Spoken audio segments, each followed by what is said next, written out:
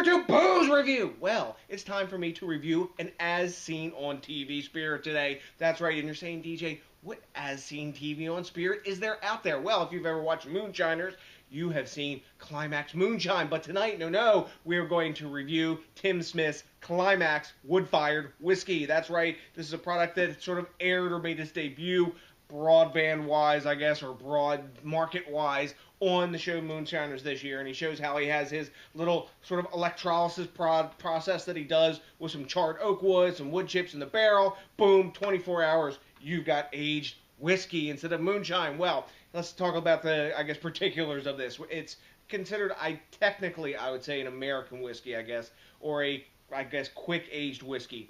It's a year-round serving, I'm assuming now. It's a 45% ABV product or 90 proof. The mash bill for this, just like the mash bill of Climax Moonshine, is 80% corn, 10% rye, and 10% barley malt with a scant amount of cane sugar added as well. Then for the wood, they're using charred white oak and maple chips and staves, and it says right on the bottle, aged for 24 hours. They also explain further about the process in the TV show and on here that they run an electric current through it, etc., etc. Also, when the whiskey is before it's bottled, it is charcoal filtered, kind of like the Lynchburg process that they use for Jack Daniels. And they also, when the whiskey is still warm, they put it into oak and it conditions in that oak when it's warm as it cools. So that's all part of the process. I've opened this up, let it breathe a little bit, you know what, and we've got to see what it smells like, looks like, and all that good stuff. So let's talk about the appearance.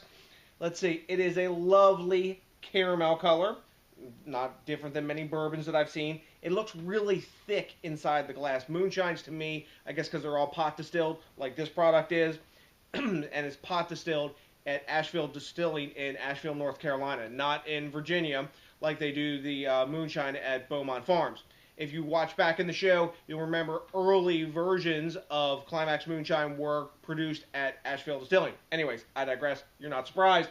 So, like I said, it looks thick like moonshines tend to do to me, like thick and rolling viscous in the glass. Tons of alcohol lakes tearing down the inside of this glass. It's a really nice looking spirit. So, you know what? It's got to smell good too. So let's dive in for the aroma. Right up in front, I'm greeted with a nice blast of smoke, kind of like when I smell Jack Daniels. But right after that, instead of getting like the maple kind of banana-y sort of sweetness that you get from Jack Daniels, this you get that corny sort of moonshine sweetness or corn porridge kind of sweetness coming after that. Underneath that, I'm getting rye, a bit of citrus notes, a nice amount of vanilla, kind of a buttery sort of butterscotch aroma as well. But it smells like a really young bourbon hit with that corn and like char smoke in the background, like kind of like campfire-y kind of char smoke. It's a nice smelling spirit, all in all. It's not real big phenolic or up in your grill. Regular Tim Smith Moonshine, his Climax Moonshine, doesn't give you a big phenolic blast in the nose either. Maybe it's their mash bill. So, you know what? The taste is really important, because if it don't taste good, maybe you won't finish the bottle. Well, I will, but anyways, that's my thing. We don't waste it around here, do we? No, so let's dive in, see what this stuff tastes like, and if it lives up to the hype that we've seen on TV. Cheers!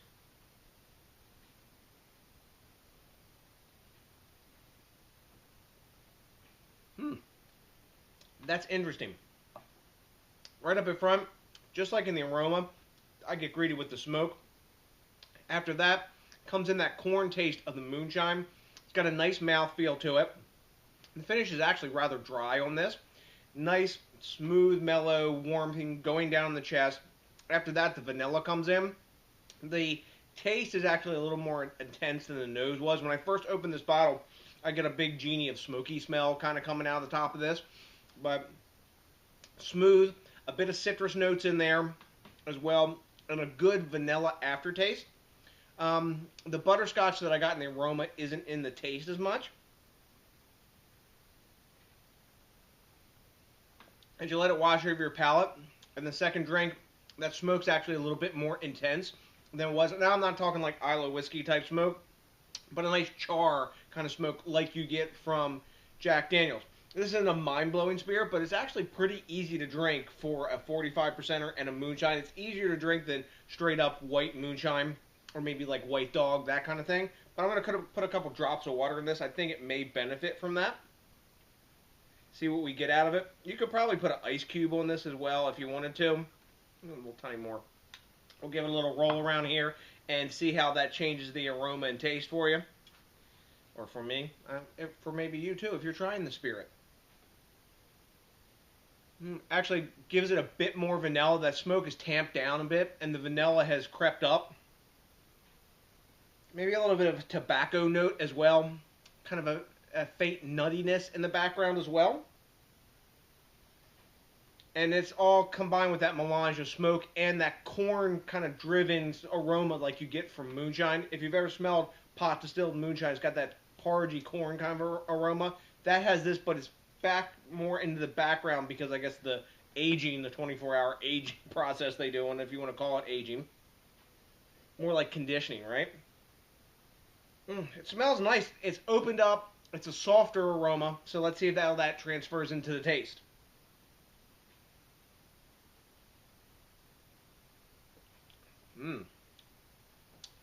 That improved it, I think. Took down the bite a little bit of it. It's tamped down the porridgey taste. Amped up the vanilla. It's a little more buttery now, or butterscotchy, I would say, in taste. The vanillin is really coming up, and it's a little more woody now that water's in there, but it's actually quite pleasant. The burn that was there when it was just straight out of the bottle into the glass, that's tamped down now. I think I would drink this with a whiskey stone in it, and those couple few drops of water that I put in there. You could do an ice cube as well, but I think that might get too much and water the spirit down too much, because there's more flavors of subtlety that are in this. But I'm getting a definite nice, like, sort of pipe tobacco note as well. Easy drinking, not mind-blowing, but definitely an elevation of a moonshine product, which is basically, you know, a corn whiskey. It's got a little bit of rye and a little bit of barley, but that's only 20% of the bill. This is a straight-up corn liquor. It kind of reminds me in some ways of Heaven Hill's mellow corn liquor a little bit, but it has char notes into it and a bit more of a woody character than the mellow corn whiskey from Heaven Hill does, because that product is aged in used bourbon barrels. So this has a bit more intense flavor. It's like that product notched up a bit with a better mouthfeel and less of an alcohol bite and burn going down the chest, if that makes sense. If you've had the mellow corn whiskey, you'll know what I'm talking about. So I guess we have to grade this now. Let's see. For taste and elevation of, you know, the style, I think it does really well. And I like Tim Smith's moonshine. As moonshines go, I think I give that the regular Climax moonshine. I've had it in tastings at some friend's house. I think I gave that probably around like an 88, you know, somewhere around there, because it's a fun drink. You gotta grade it for what it is. I see a lot of like booze snobs out there saying, "Ooh, it doesn't taste. It has this complexity or that, or this fine this and that." You know what? Fuck that. Guess what? You're drinking a moonshine product. It's a straight corn whiskey. You know, back off, guys. You gotta grade something for what it is, okay, and not what it isn't. As this goes, I think I'm gonna kick this up to. Let me taste it. It's a wood-fired American whiskey. Let me get another taste here. I think I'm going to go same grade, really, like that 88, sort of that B+ range. It's not a mind-blower. It's a bottle that I'll have no trouble finishing. I would share this with friends. This would be something fun to take to a party. Say, hey, taste this like moonshine. And I think this would make a rather fine cocktail. Moonshines make really nice cocktail as well. So, you know what? There's the grade. We got it a B+. Have you had Tim Smith's, that's right, Climax Wood Fired Whiskey? If you have, let me know what you know, because I like the quid pro quo and the back and forth. It's also really awesome when you think globally, think locally, and support the craft beer and spirit movement, because that is freaking awesome. All those things, those craft products, beer and whiskey, stuff that's being made local by small companies, got to be supported. I'm getting it done today. Are you guys doing your part? Also, it's really cool when you rate, comment, subscribe, especially if this is your first time with us, and you know what you got to do. That's right, you got to smash that like button, because that, along with only 1 dram, that's all I'm going to need of this 45% ABV or 90 proof spirit to put my happy face on this night. That's cold and chilly, good for whiskey. So, to the next DJs BrewTube, I got nothing but a bunch of Climax Wood Fired Whiskey drinking love for you. And you know what's coming? Hell yes, that's right, a big peace.